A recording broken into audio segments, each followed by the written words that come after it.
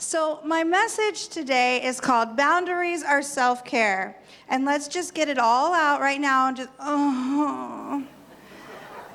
really? She's going to talk for 20 minutes about boundaries? Can I sneak out? I mean, you probably can, but I can see everyone from here, so. I can even see you. Yes, so sit back down. I feel really strongly about boundaries, and I was joking with my husband over the weekend that I could probably get up and talk for 20 minutes about boundaries without writing it all down, but then it would probably turn into 4 hours on boundaries. And I feel like you probably don't want that.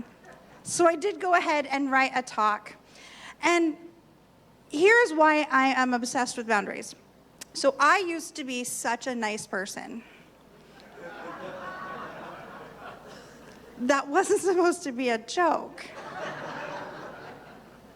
I was so nice. I was go with the flow, and things would happen, and I would just roll with it.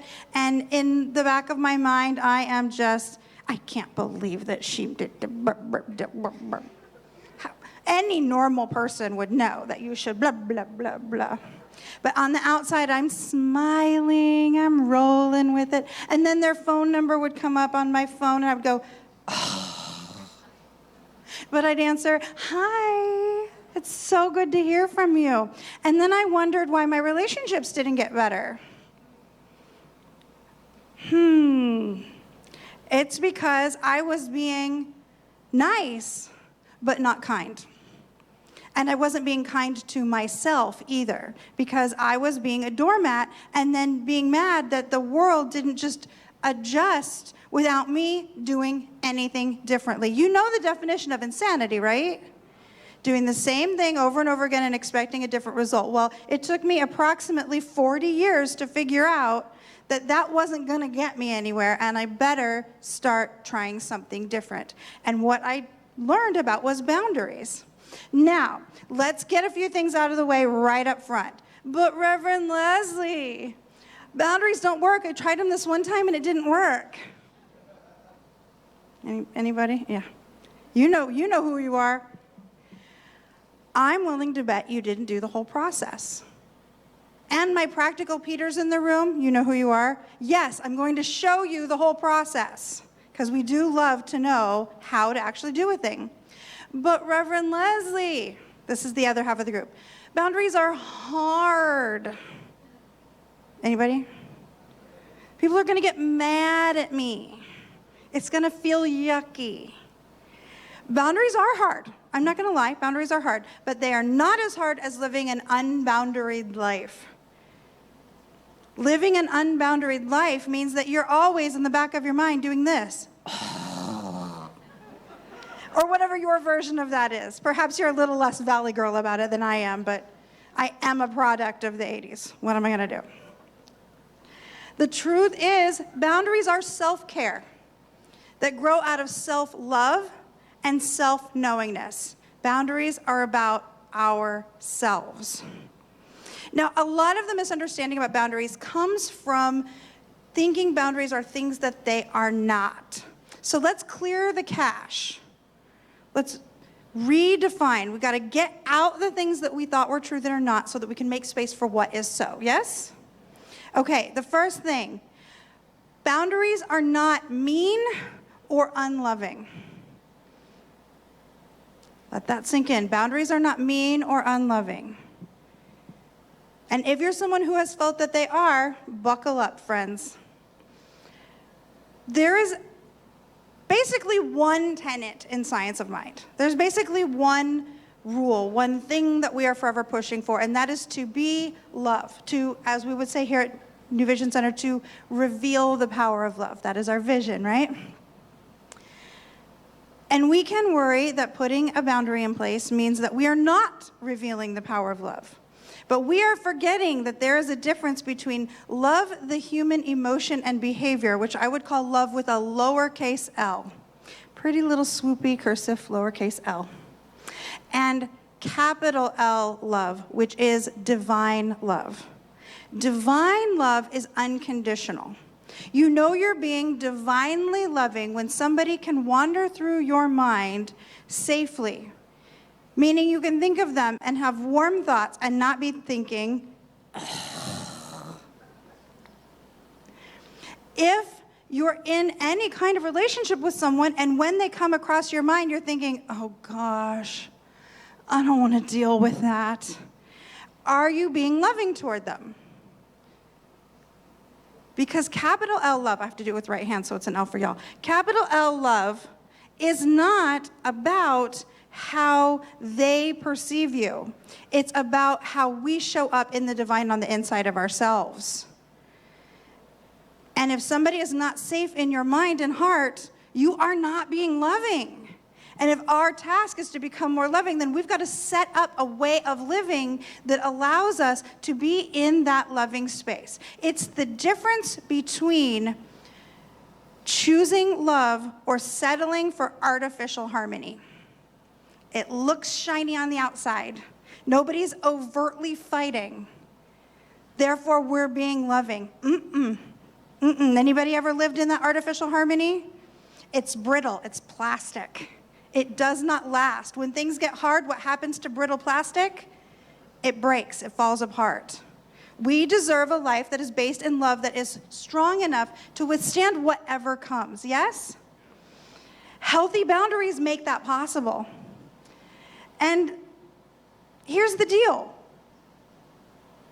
Sylvie Kukasian, who is a therapist and a writer, she laid it out really, really simply here when she said, empathy without boundaries is self-destruction. Empathy without boundaries is self-destruction because we're setting up a world in which we are not willing to show people what love feels like for us or stand in love for others in favor of that artificial harmony. Boundaries are not mean. Boundaries make love possible. Take a breath. I promise there will be funny parts. I do, I promise. Second one we got to let go of. Boundaries are not controlling or manipulative.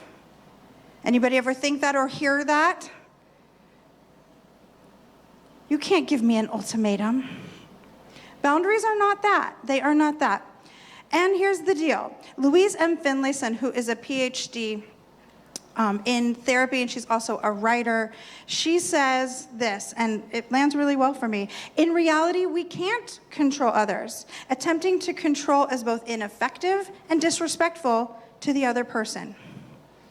In Science of Mind, we know the only thing we can control is ourselves, our own behavior, our own reaction, our own response, right? The only thing we can control is ourselves.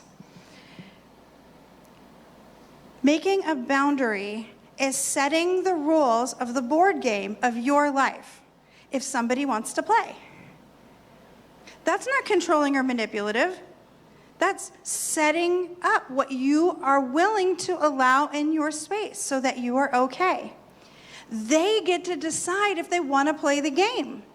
If they want to take their little peg person and put it in the little car in your board game of life and participate with you and drive that car around. And some people will say, no, thank you. I'm going to take my little peg person and put it in a different car and play on a different board game. And you know what we say to that? We bless you on your way.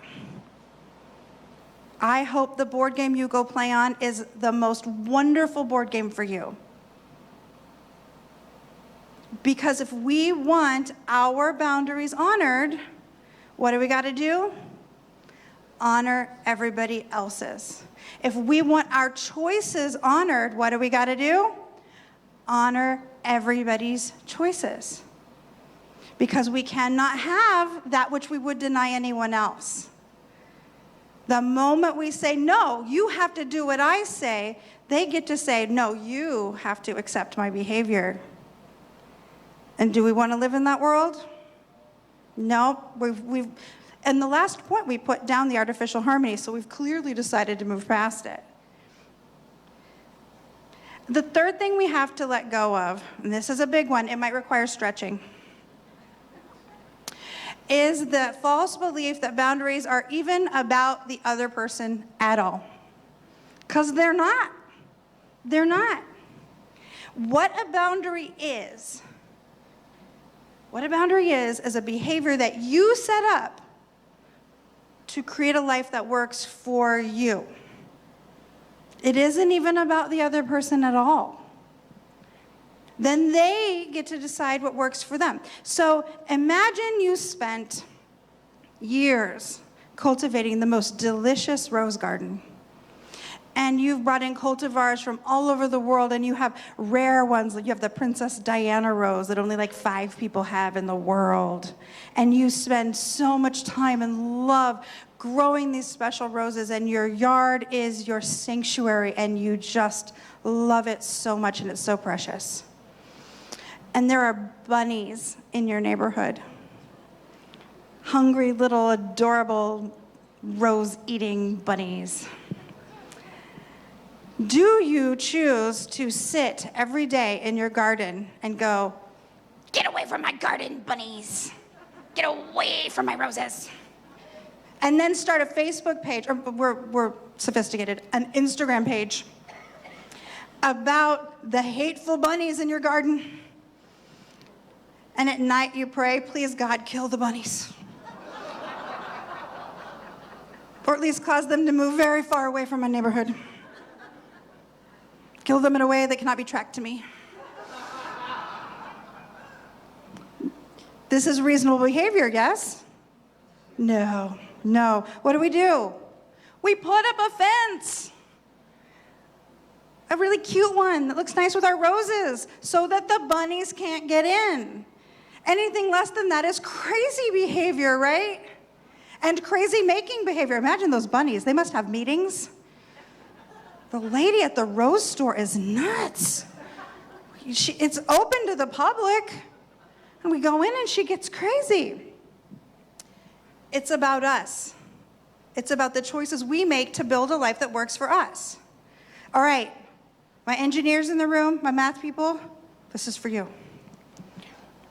When I was thinking about how do I explain how to set boundaries in a way that is memorable and really sticks and doesn't leave any parts out, I thought, as anyone would, algebra. It's the only reasonable way to go forward.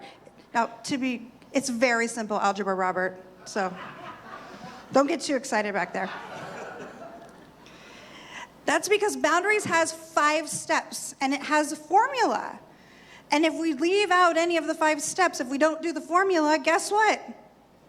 It doesn't work.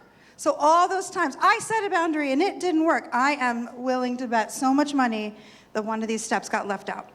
So here's what it looks like. First, you got to figure out what you want to experience. A garden that does not have eaten roses.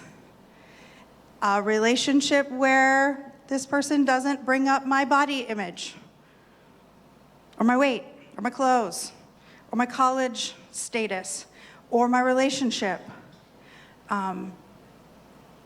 I don't want to argue about pride being an acceptable way to spend June, because it obviously is. Right, friends?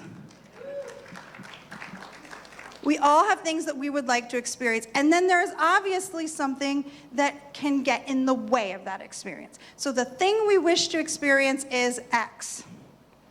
And the thing that gets in the way or interferes is Y. How is this for the beautiful beginning of a formula? When X happens, it interferes with Y. When my friend points out that I had dessert yesterday and maybe I shouldn't have dessert with every meal, it interferes with my enjoyment of my creme brulee. And I really like creme brulee.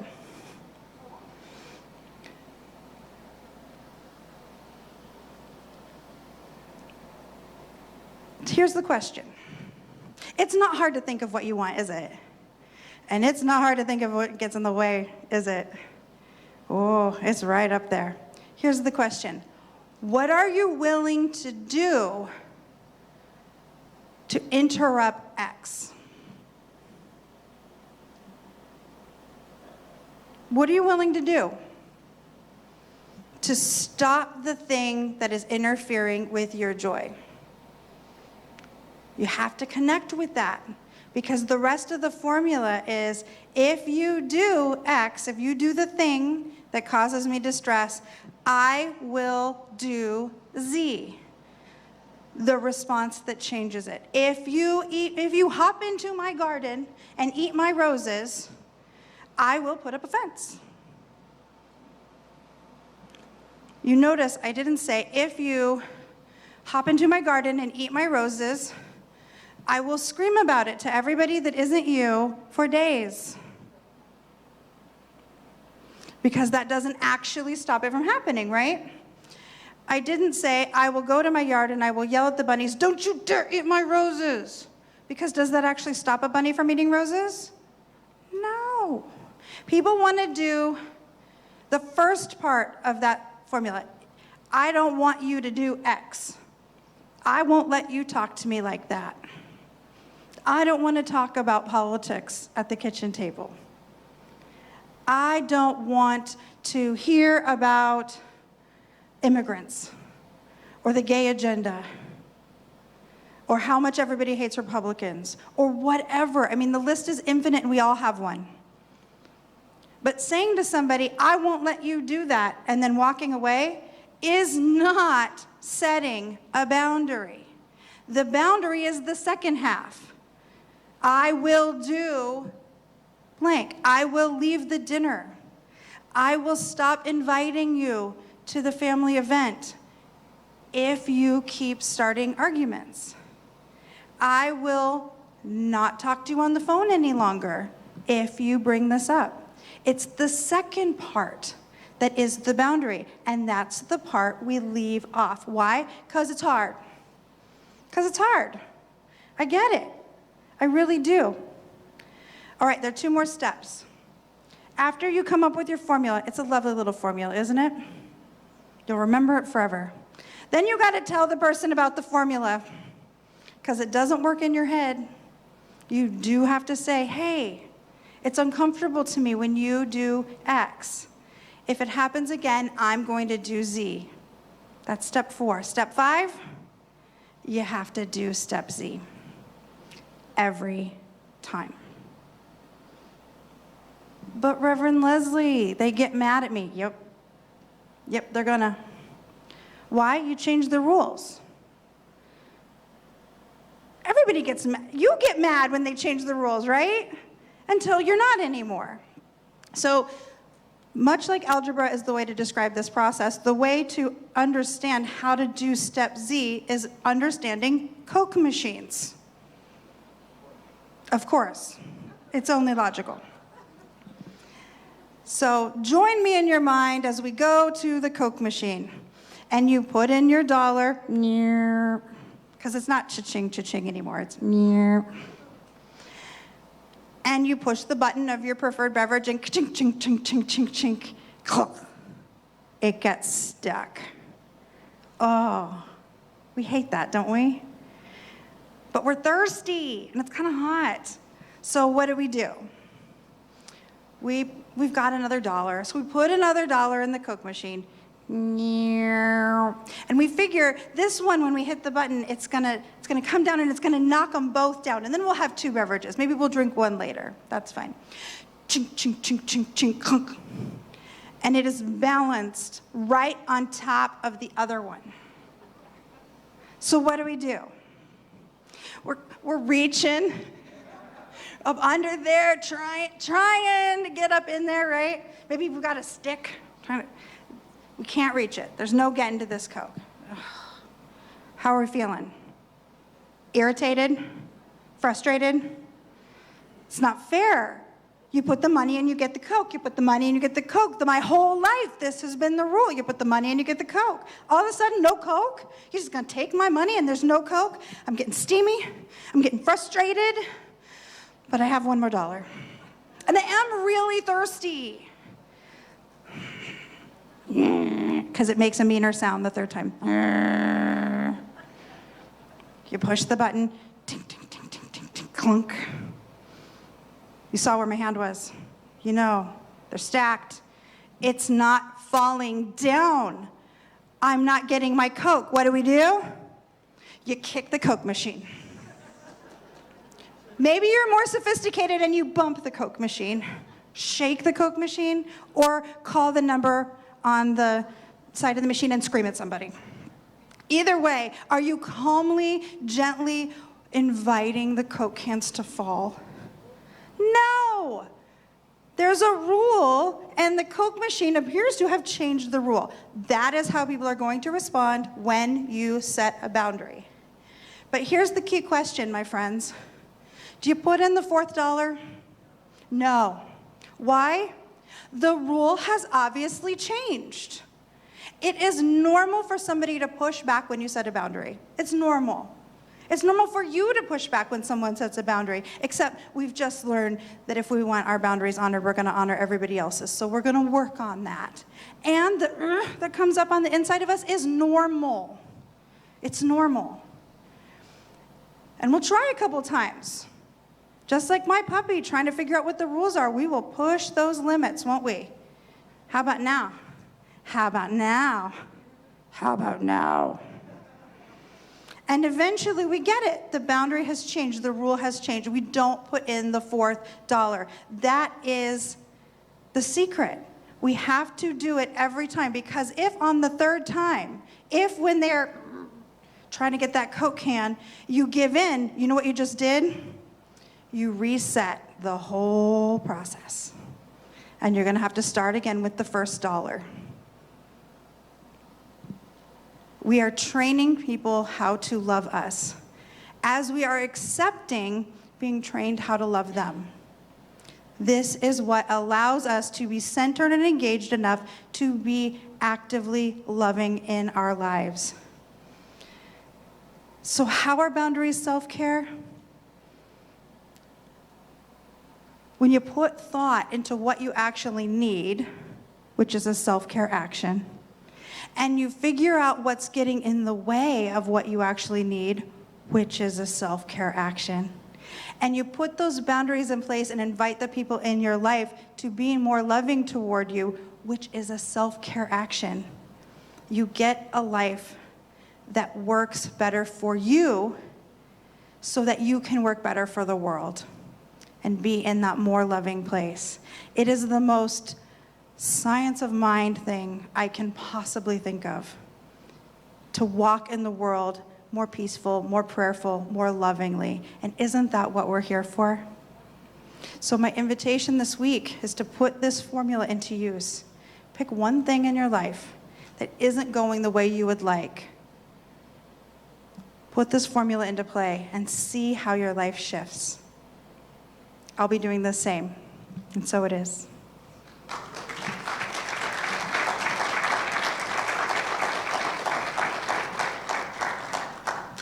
The only people who get upset about you having boundaries are the ones who are benefiting from you having none.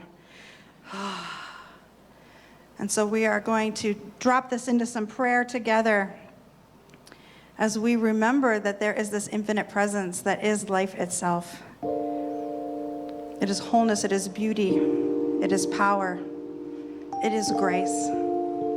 It is that capital L, unconditional love. And together, we are a yes for walking that out, for being a place of kindness, not niceness, of capital L love, within ourselves and with everyone. How good it is to know that Infinite Spirit is right where we are, supporting us in this process and lifting us up. It is so good. And so I am grateful for all the good that is sure to come from the boundaries that are established here. I call it delightful and I let it be. And so it is.